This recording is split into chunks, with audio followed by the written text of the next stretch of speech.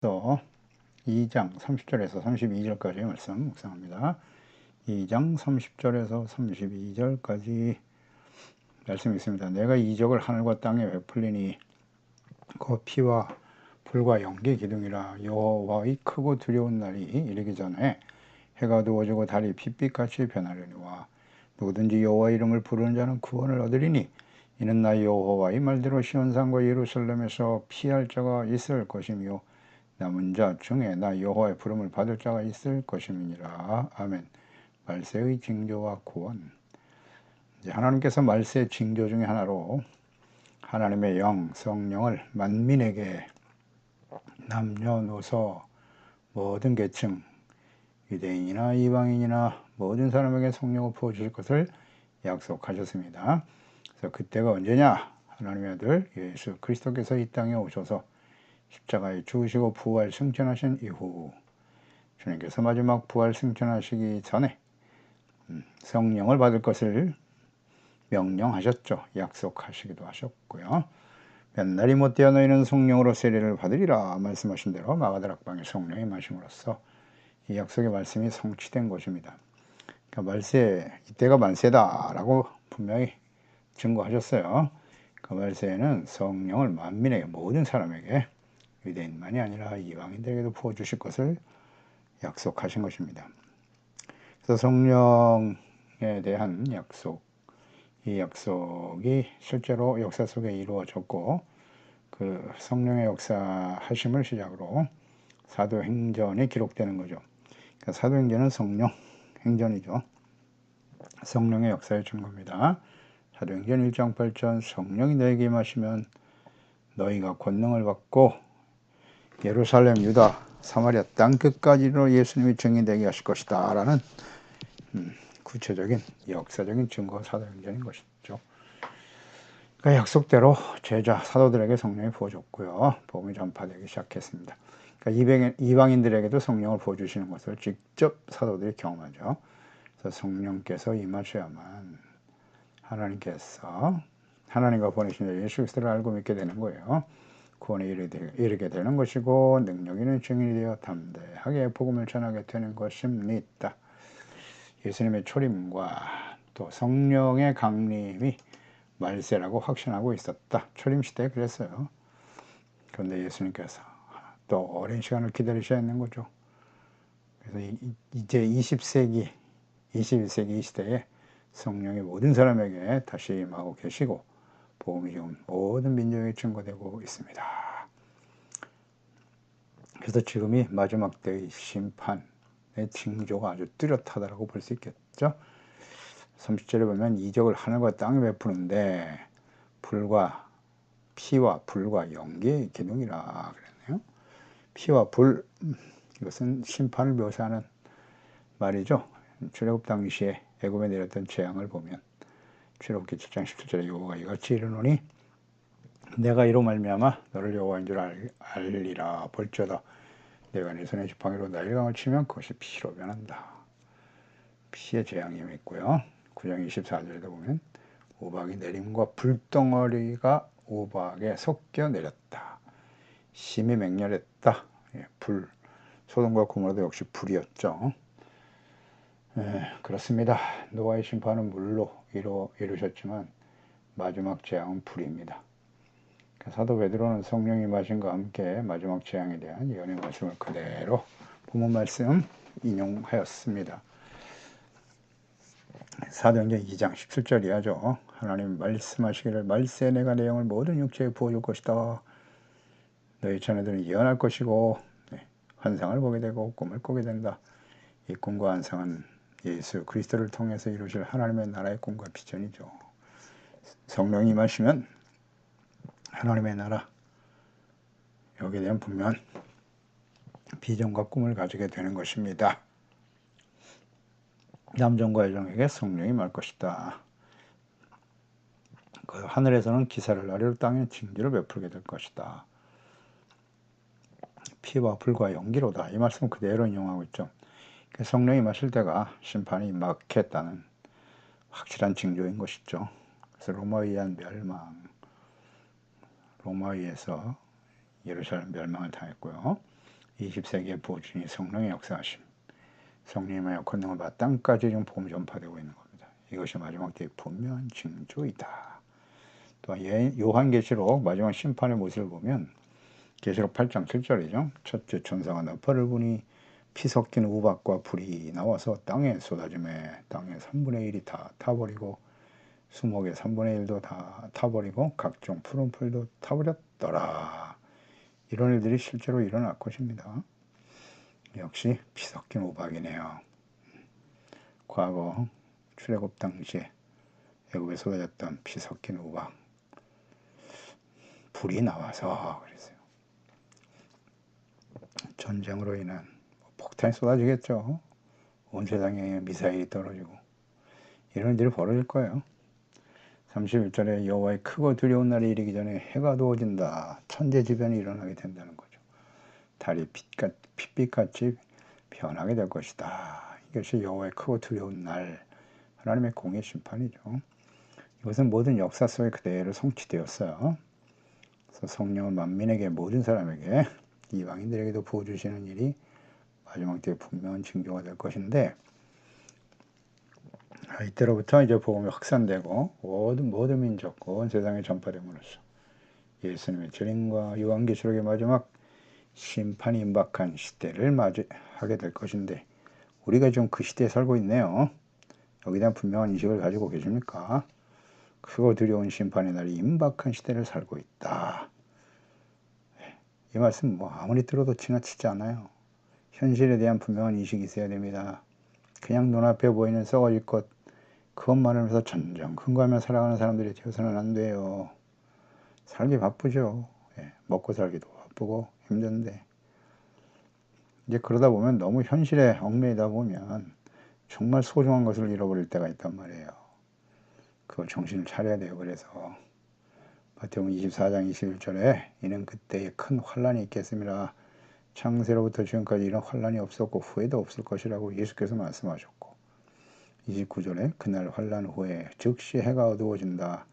달에 빛을 내지 아니하며 별들이 하늘에서 떨어질 것이라고, 하늘의 권능이 흔들릴 것이다. 예수님께서 마지막 심판 때 징조에 대해 말씀하신 거고, 이것이 요한계시록에도 구체적으로 기록되어 있죠. 계시록 6장 12절 내가 보니 여섯째 인을 떼실 때에 큰 지진이 나며 해가 검은 털로 짠 상복같이 검어진대요. 해가 달은 온통 피같이 된다. 그대로네요. 그러니까 요엘서 말씀이 예수님을 통해서 마지막 때 일어날 하나님의 심판으로 예언되어 있습니다. 계시록 8장 12절에도 넷째 천사가 나팔을 부니 해 3분의 1과 달 3분의 1과 별들의 3분의 1이 타격을 받아 그 3분의 1이 어두워지니 낮 3분의 1은 비추임이 없고 밤도 그러하더라. 낮과 밤이 흔들리는 거예요. 천재지변이 일어나게 되는 거죠. 지금 역사 속에, 지금까지 인류 역사 속에 하나님께서 밤이 되고 낮이 되고 지구의 자전과 공전을 그대로 유지시켜 주셨는데 이게 이제 흔들린다는 거죠. 하나님이 하시면 되겠죠? 그대로? 예. 그때 가서야 야, 하나님의 이 말씀이 진짜 이루어지는구나. 그때는 너무 늦죠. 예, 늦습니다. 그 전에 하나님께서 이 선지서를 통해서 끊임없이 말씀하시잖아요. 이런 심판의 말씀을 끊임없이 말씀하시는데 하나님의 자녀 백성들, 이스라엘 백성, 언약의 백성들 어떻게 됐다고요? 결국 돌이키지 못하고 심판에 임하게 되잖아요. 이런 일들이 있을 거라고 지금 분명 기록하여 남기셨는데 선지서와 요한계시록의 말씀이 이렇게 맞아떨어지는데 말이죠. 이 말씀 우리는 죄로 묵상하고 있나요? 그저 우리가 필요한 말씀은 세상에서 축복받고 형통하고 부와 명예를 누리고 그런 말씀은 쏙쏙 골라서, 참 안타까운 일입니다. 과거에 하나님의 백성들이 그러다가 멸망의 길을 가고 말았잖아요. 이런 말씀을 자꾸 들어야 합니다. 들어야 해요. 그럼 우리가 지금 어떤 사람이 되어야 할지를 항상 생각해야죠. 로마서 10장 9절에 내가 만일 내 입으로 32절 말씀 먼저 봐야겠죠. 32절에 누구든지 여호와 이름을 부르는 자는 구원을 받는다. 하나님의 이름을 부르는 자는 구원을 받는다고 말씀하셨는데요. 하나님과 그 보내신 자 예수 그리스도죠. 예수 그리스도의 이름을 부르는 자는 구원을 받게 됩니다. 예. 이제 구원은 예수 그리스도 안에 있어요. 하나님 버리신 자 그리스도를 인정하지 않으면 구원이 없습니다. 하나님의 이름 예수 그리스도 안에 있습니다. 로마서 10장 9절. 내가 만일 내 입으로 예수를 주로 시인하며 또 하나님께서 그를 죽은 자 가운데서 살리신 것을 내 마음에 믿으면 구원을 받는다. 사람이 마음으로 믿어 의에 이르고 입으로 시인하여 구원에 이르느니라. 누구든지 주의 이름을 부르는 자는 구원을 받으리라. 아멘입니다. 그런데 주의 이름을 부르면 구원을 받는다. 그런데 이것이 단순히 주의 이름을 부르는 자들만이 아니라는 사실을 주목해야 해요. 마태복음 7장 21절이잖아요. 나더러 주여 주여 하는 자마다 다 천국에 들어갈 것이 아니다. 다만 하늘에 계신 내 아버지의 뜻대로 행하는 자라야 들어가리라. 예수 그리스도를 믿고 구원받은 이후에 우리가 예수님을 주로 고백하고 주의 이름을 찬양하고 주님을 증거하기도 하지만 하나님 아버지의 뜻대로 행하는 자가 들어간다는 거예요. 그러니까 예수 그리스도의 대속의 은혜로 구원받고 의롭다함을 얻은 이후에 주님의 말씀 앞에서 자신의 생각을 버리고 죄악된 생각을 버리고 주님의 말씀을 따라야죠. 그게 중요하다고요. 아무리 강조해도 지나치지 않아요. 구원받은 이후에 우리의 삶의 목표, 목적은 무엇입니까? 이 세상에서 뭐 대단한 사람이 되는 게 아니고요. 우리는 거기에 너무 전전긍긍하며 살아가잖아요. 무엇을 먹을까 입을까 마실까 염려하면서 그것 때문에 고민하며 살죠. 그것을 누리면 교만해지고 누리지 못하면 또 하나님께 원망 불평하고 낙심하고 그렇게 사는 거예요. 한 걸음 물러서야죠. 그래서 하나님 말씀을 좀 듣고 우리가 장차 되어질 일들을 좀 알고요. 하나님 말씀에 대해서 우리가 어떤 사람이 되어야 될까. 거룩한 하나님의 백성, 참된 그리스도인의 삶을 정체성과 사명을 회복하는 일에 힘써야 되는 거예요. 그리스도인답게 자녀답게 살아가는 일에 집중하라. 주님 말씀대로 행하는 사람들이 하나님의 자녀들이잖아요. 우리의 의지와 노력으로 안 된다는 걸 우리가 시인하고 기도하며 성령님의 인도하심을 따라 하나님의 말씀을 주야로 묵상하는 걸 즐거워해야죠. 근데 이걸 실천을 하지 못하고 있는 게 현실이고 가면 갈수록 어려워질 것이다. 참당 이 경건의 삶을 그래서 힘써야 되는 거예요. 말씀, 묵상, 기도, 성령님의 인도하심을 따르는 삶에 힘써야 한다. 이게 삶의 우선순위가 되어야 한다. 아무리 들어도 실천이 안 되네. 하나님과 예수 그리스도의 이름을 믿고 부를 수 있는 사람들은 하나님께서 창세전에 예정하시고 택하시고 부르신 사람들이에요. 아무나 주의 이름을 부를 수 있는 건 아니죠. 로마서 8장 29절 이하에 하나님이 미리 아신 자들을 또한 그 아들의 형상을 본받게 하기 위해서 보세요. 하나님이 부르시고 택하시고 구원하신 목적이 분명히 나와 있어요. 그 아들의 형상 예수 그리스도의 모습을 본받게 하는 거예요. 미리 정하셨고 그러면 형제 중에 맏아들이 되게 하려 하심이라. 미리 정하신 그들, 하나님 미리 정하신 사람들이에요. 때가 되니 부르시고 부르신 그들을 의롭다게 하시고 의롭다 하신 그들을 또한 영화롭게 하셨나니라. 아멘. 미리 정하셨고 부르시고 의롭다함을 얻게 하시고 예수 그리스도의 십자가 보혈로 죄 사함 받고 죄를 깨닫게 하시는 거죠. 회개할 때 용서하시고 의롭다함을 얻게 하시는 거죠. 그리고 영화로운 하나님의 자녀가 되게 하셨더라. 우리가 영화롭게 되는 것은 뭐 세상에서 얼마나 대단한 사람이 되느냐가 아니라 하나님이 우리와 함께 하시는 거죠. 영화로우신 하나님이 우리와 함께 하시는 거고 우리가 영화로운 하나님의 자녀로서 정체성과 사명을 회복하고 썩어질 것에 소망을 두는 것이 아니라 영원한 하나님의 나라의 소망, 구원이 온전히 이루어질 그날을 바라보면서 우리 각자에 맡겨진 지임과 사명에 충실하고 경건하고 깨어있는 예배자로 살아가는 거예요. 그리고 우리 삶을 통해서 주의 영광의 빛을 나타내야죠. 착함, 의로움, 진실함에 열매를 맺으면서 하나님 택하신 사람이 아니면 주의 이름 부를 수 없어요. 에베소 1장 4절이야죠. 창세전에 그리스도 안에서 우리로 택하사 우리로 사랑 안에서 그 앞에 거룩하고 흠이 없게 하시려고 그 기쁘신 뜻대로 우리를 예정하사 예수 그리스도로 말미암아 자기 아들들이 되게 하셨으니 그러니까 사랑하는 자 안에서 우리에게 거저 주시는 바 은혜의 영광을 찬송하게 하려는 것이다. 아멘입니다. 구원은 우리의 의지로 되는 것이 아니에요. 하나님의 절대적인 은혜로 되어지는 것이고 그 이후에 성령님의 도우심과 인도하심을 따라 진리의 말씀을 배우고 깨달아 뜻대로 순종하며 구원을 온전히 이루어가는 사람들이 되어야 하는 것입니다. 네, 자명한 진리죠. 그래서 빌립보 2장 12절에 그러므로 내 사랑하는 자들아 더욱 지금 나 없을 때에도 항상 복종하여 두렵고 떨림으로 너의 구원을 이루어가는 것이다. 성화되어져 가는 거예요. 이신칭의만 주장하지 말고요. 믿음으로 이롭다함을 얻은 사람들은 어떻게 살아가야 하느냐? 성화에 집중해야 돼요. 이 과정을 가르치지 못하면 바르게 우리가 살아가지 못하면요. 영광 구원의 완성, 주님 오시는 날 혹은 우리가 개인적으로 삶을 마음하고 주님 앞에 섰을 때 우리의 구원이 그곳에서 완성되는 건데 성화의 과정 없이는 완전한 구원에 이룰 수 없다.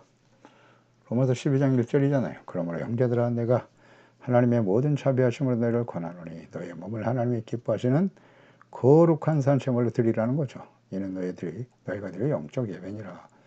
그러므로 너희는 이 악한 세대를 본받지 말아야죠. 오직 마음을 새롭게 함으로써 변화를 받아 하나님의 선하시고 이뻐하시고 온전하신 뜻이 무엇인지 분별하도록 하라. 너희가 누굽니까? 예수 그리스도를 믿고 구원받은 하나님의 자녀들이죠. 그러니까 이 악한 세대를 본받아 이 세상은 하나님이 없어요. 세대를 본받으려고 하면 안 돼요. 날마다 마음을 새롭게 해야죠. 어떻게 해야 마음이 새로워지나요? 무슨 뜻이에요? 마음을 새롭게 한다는 게. 이 세상은 악하거든요. 그냥 내버려두면 아주 사악해집니다. 죄악으로 우리의 마음이 더럽혀질 수밖에 없어요. 보고 듣는 것이 다 죄악이니까. 이 세상은 죄악으로 가득하지 않습니까? 인정하시나요? 그러니까 매일매일 우리가 샤워를 거의 매일 하지 않습니까? 안 하는 사람도 있겠지만 최소한 세면은 매일같이 하겠지. 왜 씻는 거예요? 위생, 육체를 정결하게 하기 위해서. 그런데 몸은 그렇게 열심히 씻으면서 왜 우리 영적 마음은 심령은 새롭게 하는 일에 이렇게 게으르죠? 관심이 없어요. 일단 무관심하죠. 어떻게 하는 것이 우리의 마음을 새롭게 하는 것인지 잘 몰라요. 죄를 씻어내야 될 거 아니에요. 보고 듣고 숨 쉬는 게 다 죄인데. 그렇지 않나요? 그러니까 죄를 발견하려면 하나님의 말씀을 묵상해야 되는 것이고 자기 생각이 중요하지 않아요. 내가 예수 믿고 구원받았으니까 나의 모든 말과 행동은 다 의롭다? 그렇지 않습니다. 이 약하고 폐역한 세상에 살면서 나는 완벽하다? 거짓이에요. 하나님을 속이는 거고 자기 자신을 속이는 겁니다. 하나님 앞에서 나는 죄 없다는 자는 거짓말하는 자, 즉 하나님을 거짓말하는 자로 만드는 걸 아셨어요. 끊임없이 말씀 묵상하고 그 앞에서 자신의 죄를 자백해야죠. 그리고 씻음받고 용서받는 것이 마음을 새롭게 하는 거예요. 씻어내는 것. 그래서 하나님의 기뻐하시고 선하시고 온전하신 뜻을 잘 분별할 줄 알아야 돼요. 그렇게 하고 있나요? 이는 나 여호와의 말대로 시온산과 예루살렘에 피할 자가 있을 것이고 남은 자를 강조하시네요. 남은 자 중에 나 여호와의 부름을 받을 자가 있을 것이다.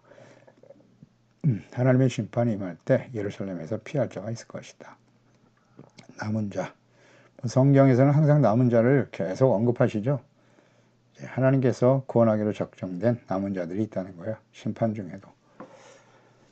남은 자가 있을 것이다. 그렇게 해서 이제 계속 하나님의 그 긍휼과 자비, 하나님의 언약을 이어가시는데요. 그럼 마지막 심판 때는 어떨까? 노아 때도 사실 노아와 그의 가족들은 남기셨죠. 그를 통해서 새롭게 하셨고 소돔과 고모라를 심판하실 때도 롯과 그의 가족은 구원하셨죠.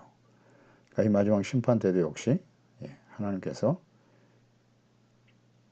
예수께서 오셔서 이 땅 이 끝에서 저 끝까지 알곡을 불러 올리시겠다고 약속하셨거든요. 그런 다음에 쏟아지는 거예요. 이 세상에. 하나님의 심판에 있어서 구원을 받을 사람이 있다. 이 세상이 악하거든요. 악해서 하나님의 공의 심판이 쏟아지는 건데 그 중에서 남은 자 구원받을 사람이 있다는 거예요. 로마서 9장 8절에 곧 육신의 자녀가 하나님의 자녀가 아니고 오직 약속의 실록 여기심을 받느니라. 육신의 자녀가 하나님의 자녀가 아니다. 약속의 자녀. 약속의 자녀. 9장 27절이죠. 또 이사야가 이스라엘에 관하여 외치되 이스라엘 자손들의 수가 비록 바다의 모래 같을지라도 남은 자만 구원을 받는다. 이런 말씀하시네요. 주께서 땅 위에서 그 말씀을 이루고 속히 시행하시리라 하셨나니라. 또한 이사야가 미리 말한 바 만일 만군의 주께서 우리에게 씨를 남겨두지 아니하셨더라면 우리가 소돔과 같이 되고 고모라 같았으리로다. 함과 같으니라. 그런즉 우리가 무슨 말을 하리요? 의를 따르지 아니한 이방인들이 의를 얻었으니 곧 믿음에서 나는 의요. 의의 법을 따라간 이스라엘은 율법에 이르지 못하였으니 어찌 그러하냐? 이는 그들이 믿음을 의지하지 않고 행위를 의지함이라. 부딪힐 돌에 부딪혔느니라. 기록된 바 내 걸림돌과 거치는 바위를 시온에 두노니 그를 믿는 자는 부끄러움을 당하지 아니하리라 함과 같으니라. 하나님이 보내신 예수 그리스도죠. 율법을 통해서 의에 이를 수는 없죠. 믿음에서 나는 이라고 그랬으니까 예수 그리스도의 십자가 대속의 은혜를 믿어야죠. 예수께서 그리스도요. 우리 위해 죽으시고 부활하신 하나님의 아들이시잖아요. 이걸 역사적으로 수많은 증인들 앞에서 증거하신 것인데 예수님의 제자들에게 친히 자신을 나타내 보이시면서 수많은 사람들의 기사와 이적을 행하시며 예수께서 하나님의 아들 그리스도라는 사실을 부활을 통해서 확인시켜 주셨는데 그 사실을 알면서도 믿지 않잖아요. 그러니까 부딪힐 돌에 부딪히게 된다. 행위를 의지하고 여전히 율법을 행해 자신을 의롭다고 이런 외식하는 자들 예수님 당시 외식하는 자들이 예수님을 십자가에 못 박아버렸죠. 오늘날도 예수 그리스도의 구속의 은혜를 의지하고 믿음으로 의롭다함을 얻은 것을 그 은혜가 얼마나 소중합니까? 그런데 바리새인처럼 바리새인화 되어져가는 그런 교회와 그리스도인들의 모습을 볼 수가 있죠. 자신은 어떤 행동과 자신의 말과 행동은 다 의롭다고 여기는 부패한 목회자들. 그를 따르는 그들은 다 결국 자신의 욕망이에요. 자신의 이익과 욕망을 추구하는 우상숭배자들이죠. 과거에도 그랬고 모든 시대에 그랬고 오늘날 역시 마찬가지예요. 그 믿는 자는 부끄러움을 당하지 않을 것인데 주님의 이름을 부른다는 의미가 무엇인가를 생각해야 돼요.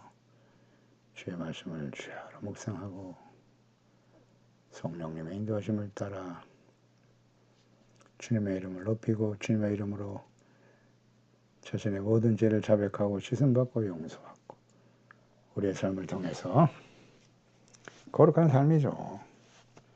주님의 이름을 높이고 증거하는 종들, 그런 사람들이 주님을 맞이하게 되겠죠.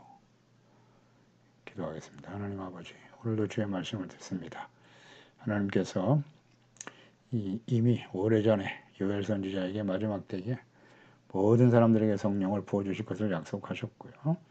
성령이 임하실 때 모든 동시에 여호와의 크고 두려운 날이 임하게 될 것이다. 마지막 심판을 향해 달려가게 될 것이라고 말씀하시네요. 그러니까 성령이 임재하신 초대교회, 그때가 이제 말세의 시작이죠. 그래서 예수 그리스도의 복음이 로마를 통해서 땅까지 전파되기를 기대하셨는데요. 그런데 또 역시 하나님의 자녀들의 부패와 타락, 또 하나님의 말씀을 가르치고 증거해도 종들의 부패와 타락이 역사 속에 심각한 암흑기를 만들어내죠. 오랜 시간 동안 하나님이 또 참으셨어요. 그렇게 하시다가 20세기 중반에 이스라엘을 회복시켜 주시고 성령을 부어주기 시작하셨죠. 땅 끝까지 복음이 전파되고 놀라운 산업의 발전과 기술의 발전을 통해서 통신산업 이것을 발전시켰죠.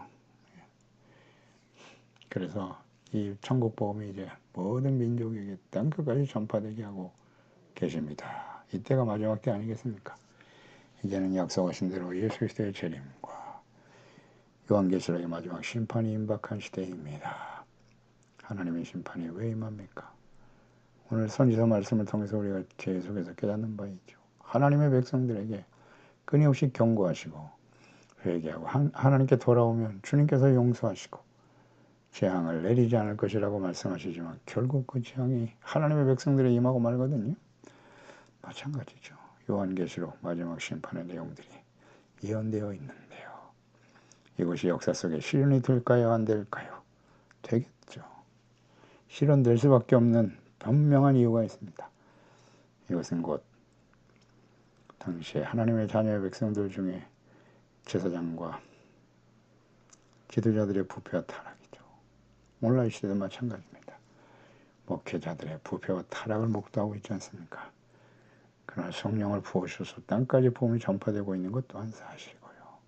시대를 잘 분별해서 두렵고 떨리는 마음으로 하나님의 말씀 주야로 묵상하고 성령의 충만함과 인도하심을 따라서 이롭고 거룩하고 진실한 하나님의 자녀들로 영광의 빛을 비추며 구원을 온전히 이루어가는 우리 소중한 지체 가족들 자녀들이 되게 하소서.